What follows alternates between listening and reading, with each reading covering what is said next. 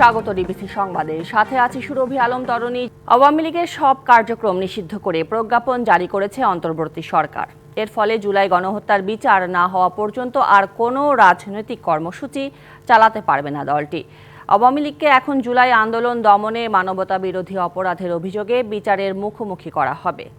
প্রজ্ঞাপনে উল্লেখ করা হয়েছে, জুলাই গণহত্যার বিচার না হওয়া পর্যন্ত দলটি প্রকাশ্য বা অপ্রকাশ্য কোনো মাধ্যমেই কার্যক্রম চালাতে পারবে না।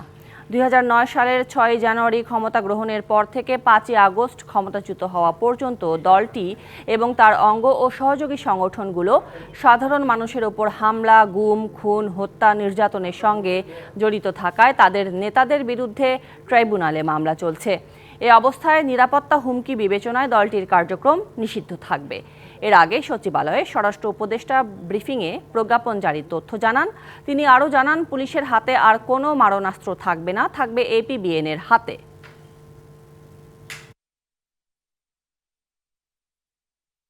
প্রজ্ঞাপনে যে ধরনের ইনস্ট্রাকশন আছে আমরা ওই ধরনের মতোই কাজ করব এবং আপনাদের অনুরোধ করব যেন আমরা ওই ধরনের ভাবে কাজ করে দিতে পারি। পুলিশের হাতে যেন আর কোনো মরণাস্ত্র না থাকে, এগুলি তাদের জমা দিয়ে দিতে হবে। কোনো মরণাস্ত্র পুলিশের হাতে থাকবে না, বাট এপি ব্যাটালিয়নের হাতে থাকবে। এর আগে প্রধান নির্বাচন কমিশনার জানান, আওয়ামী লীগ নিষিদ্ধের প্রজ্ঞাপন জারি হলে বৈঠক করে এ বিষয়ে সিদ্ধান্ত নেওয়া হবে। সিইসিএ এম নাসির উদ্দিন জানান, প্রজ্ঞাপনের বিষয়ে কোনো অফিসিয়াল ডকুমেন্ট হাতে পাননি। সকালে রাজধানীর আগারগাঁওয়ে নির্বাচন কমিশন সচিবালয়ে সিইসির সঙ্গে অনানুষ্ঠানিক বৈঠকে বসেন ইসির সিনিয়র সচিব আখতার আহমেদ ও 2 নির্বাচন কমিশনার বেগম তাহমিদা আহমদ ও আনোয়ারুল ইসলাম। এরপর পূর্ব নির্ধারিত সূচি অনুযায়ী যুক্তরাষ্ট্রের কার্টার সেন্টারের প্রতিনিধি দল সিইসির সঙ্গে সাক্ষাৎ করেন। এছাড়া গণ অধিকার পরিষদের সদস্যরাও সিইসির সঙ্গে সাক্ষাৎ করেন। আওয়ামী লীগ, জাতীয় পার্টি ও 14 দলের নিবন্ধন বাতিলের দাবি জানিয়েছে দলটি। আমরা বসে সিদ্ধান্ত নিব, যেটা আমরা বসে সিদ্ধান্ত নিব ওর কোনো অসুবিধা নেই। আমরা তো এই সমস্ত বিষয়ে তো আমরা equally concern, but we are waiting for the gazette notification to come. Awami লীগের কার্যক্রম নিষিদ্ধ করে প্রজ্ঞাপন জারিকে স্বাগত জানিয়েছে জামায়াত সহ বিভিন্ন ইসলামী দল। দলগুলোর নেতারা বলছেন, রাজনীতিতে ফিরতে হলে আওয়ামী লীগকে প্রমাণ করতে হবে তারা গুম, খুন বা গণহত্যার সাথে জড়িত নয়। সাবেক রাষ্ট্রপতি আব্দুল হামিদের দেশত্যাগের খবরের পরই আওয়ামী লীগ নিষিদ্ধের দাবিতে রাজপথে আন্দোলনের ডাক দেয় ছাত্র জনতা। এতে একাত্মতা প্রকাশ করে জামায়াত সহ বিভিন্ন ইসলামী রাজনৈতিক দলগুলো। ইসলামী আন্দোলন বাংলাদেশ বলছে, রাজনৈতিক দল নিষিদ্ধের পক্ষে নন তারা। রাজনীতিতে ফিরতে হলে আদালতে আওয়ামী লীগকেই প্রমাণ করতে হবে তারা গুম, খুন বা গণহত্যার সাথে জড়িত নয়। আমরা নির্বাহী আদেশে একটা দল নিষিদ্ধ হয়ে যাক, এটা কিন্তু আমরা অতীতেও চাই নাই, এখন আমরা চাই না। হ্যাঁ, বিচারিক প্রক্রিয়ার মধ্য দিয়ে তাদের অপরাধটা আদালতে প্রমাণিত হবে, তারপরে আদালত যেই রায় দিবে সেই রায় বাস্তবায়ন হবে, এটাই আমরা চাই। আওয়ামী লীগের নেতৃত্ব যারা যারা আছেন তারা সকলেই অপরাধী, গণহত্যার সঙ্গে জড়িত। আওয়ামী লীগ দল হিসাবে অপরাধী। দলও যতদিন পর্যন্ত বিচার সম্পন্ন না হবে ততদিন দলটাও নিষিদ্ধ থাকবে। দেশের সরকার এটা প্রায়োরিটি মেনে নিয়েছে এবং বিচার হওয়ার আগ পর্যন্ত তারা বলছে যে তার সমস্ত কার্য বন্ধ থাকবে। কাজে এই ব্যাপারে আমি অভিনন্দন জানাই সরকারকে যে জনতার দাবি ছাত্র জনতা মেনে নিয়েছেন। বিচার প্রমাণিত হয় তারা গণহত্যার সঙ্গে জড়িত, তাহলে অবশ্যই তাদেরকে ব্যান করতে হবে এবং ব্যানটা সাময়িক সময়ের জন্য হওয়ার কথা নয়। আওয়ামী লীগের কার্যক্রম নিষিদ্ধে সরকারের সিদ্ধান্তকে স্বাগত জানিয়েছে জামায়াত ইসলামী। দলটির নেতারা বলছেন, এ বিষয়ে সরকারকে দ্রুত সিদ্ধান্ত নিয়ে তা কার্যকর করতে হবে। আওয়ামী লীগ নিষিদ্ধ দরকার ছিল, নিষিদ্ধ হয়েছে।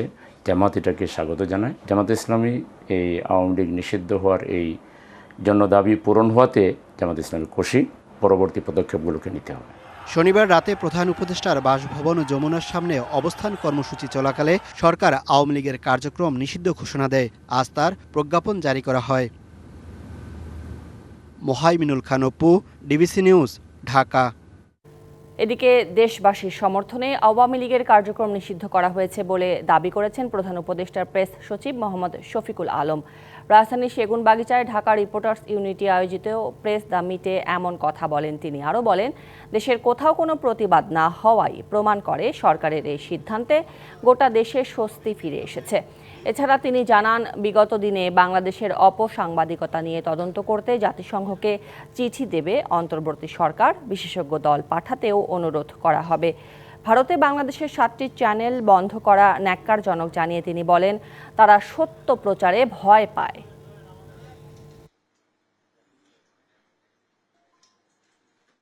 আমাদের গভর্নমেন্টের ইচ্ছাটা হচ্ছে যে দেশে ফ্রিডম অফ স্পিচ যাতে ইনস্টিটিউশনালাইজড হোক, এবং আপনারা জানেন অনেকের ক্রিটিসিজম সত্ত্বেও আমরা কিন্তু কোনো মিডিয়াকে আমরা বন্ধ করি নাই। আমাদের সোসাইটি, আমাদের পলিটিক্যাল পার্টিগুলো সবাই কিন্তু এটা একসেপ্ট করে নিয়েছেন। আমরা যেই ডিসিশনটা নিয়েছি এটা ইউনিভার্সালি একসেপ্টেড হয়েছে। আওয়ামী লীগকে নিষিদ্ধের আড়ালে চলছে সাজানো নাটকীয়তা, বিশৃঙ্খল পরিস্থিতিতে মদদ দিচ্ছে সরকার, এমন মন্তব্য করেছেন বিএনপি স্থায়ী কমিটির সদস্য মির্জা আব্বাস। অন্তর্বর্তী সরকারের দেশপ্রেম নিয়েও সংশয় প্রকাশ করেন তিনি। আর সংস্কার সহ বিভিন্ন ইস্যু নিয়ে সরকারকে আবেগের বশবর্তী না হয়ে সিদ্ধান্ত না নেয়ার পরামর্শ দিয়েছেন দলটির সিনিয়র যুগ্ম মহাসচিব রুহুল কবির রিজভী। সোমবার জাতীয় প্রেস ক্লাবে বিএনপি নেতা নাসিরউদ্দিন পিন্টুর স্মরণসভায় যোগ দেন দলের স্থায়ী কমিটির সদস্য মির্জা আব্বাস। কাদের কারণে পিন্টুকে হত্যা করা হয়েছে, কারা হত্যা করেছে, চলমান বিভিন্ন ইস্যুকে সামনে রেখে অন্তর্বর্তী সরকারের দেশপ্রেম নিয়ে প্রশ্ন তোলেন তিনি। বলেন, দেশে যে সকল অপকর্ম চলছে তা প্রতিরোধে উদাসীন অন্তর্বর্তী সরকার। 622 জন আওয়ামী লীগের লোক পার হয়ে গেল, এই সরকার বলে আমরা কিছু জানি না। সেদিক থেকে নজর ফেরানোর জন্য আমার খুব সন্দেহ হচ্ছে আরো জানি কি কি ঘটতেছে। নইলে শাহবাগের এই নাটক কেন হঠাৎ করে? যে শাহবাগ আপনারা বন্ধ করেছেন, যে শাহবাগের এই এলাকাতে, এই সমস্ত এলাকাতে মিছিল মিটিং করা যাবে না, সেখানে সরকারের পৃষ্ঠপোষকতায় সরকারের দল এনসিপির লোকেরা ওখানে মিছিল মিটিং করে কিভাবে? আওয়ামী লীগকে যারা পুনর্বাসন করতে চায় তাদেরও সমালোচনা করেন মির্জা আব্বাস। যে কোনো বিদেশি প্রভুদের হাত থেকে রক্ষা করার জন্য একমাত্র দল বিএনপি আছে, বাংলাদেশে আর কোনো দল নাই। যদি থাকতো, সচিবালয়ের ভিতরে আওয়ামী লীগের নেতা কর্মীরা কি করে? যারা আজকে বলে যে বিএনপি পুনর্বাসিত করতে চায়, তারা আসলে দেশ এবং জাতির শত্রু। এদিকে আন্তর্জাতিক নার্স দিবস উপলক্ষে জাতীয় প্রেস ক্লাবে অপর এক অনুষ্ঠানে যোগ দেন বিএনপি সিনিয়র যুগ্ম মহাসচিব রুহুল কবির রিজভী। তিনি সরকারকে সব ক্ষেত্রে সতর্কতার সঙ্গে সিদ্ধান্ত নেওয়ার আহ্বান জানান। আপনারা অনেক দূর তাকিয়ে সিদ্ধান্ত নিন, না হলে কিন্তু বিপদ হতে পারে।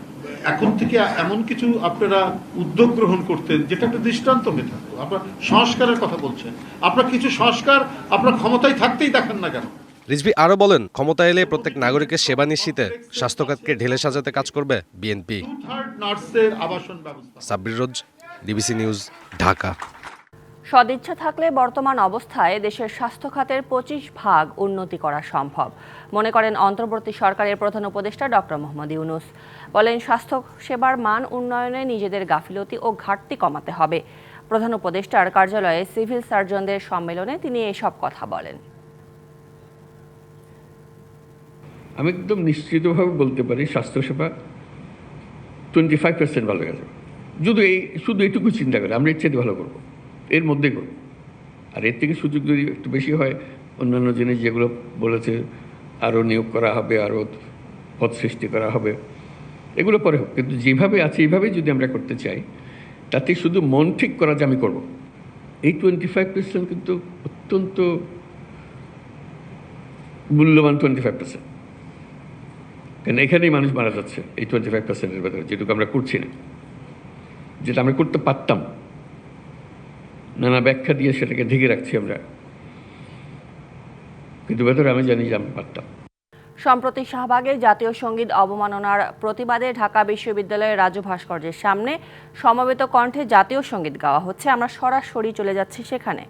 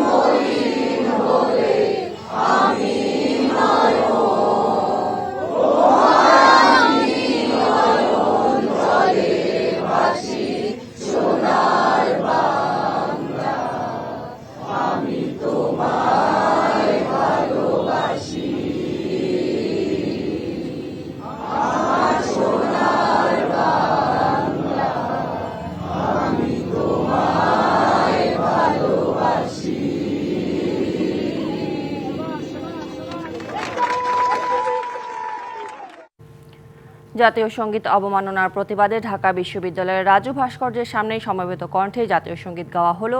আমরা ছিলাম সরাসরি সম্প্রচারে। সংবাদ এই ছিল এখনকার মতো। ডিবিসি নিউজের সংবাদগুলো পড়তে ভিজিট করুন dbcnews.tv আর ভিজিট করুন ডিবিসি নিউজের ফেসবুক পেজ এবং ইউটিউব চ্যানেল। সঙ্গে থাকুন।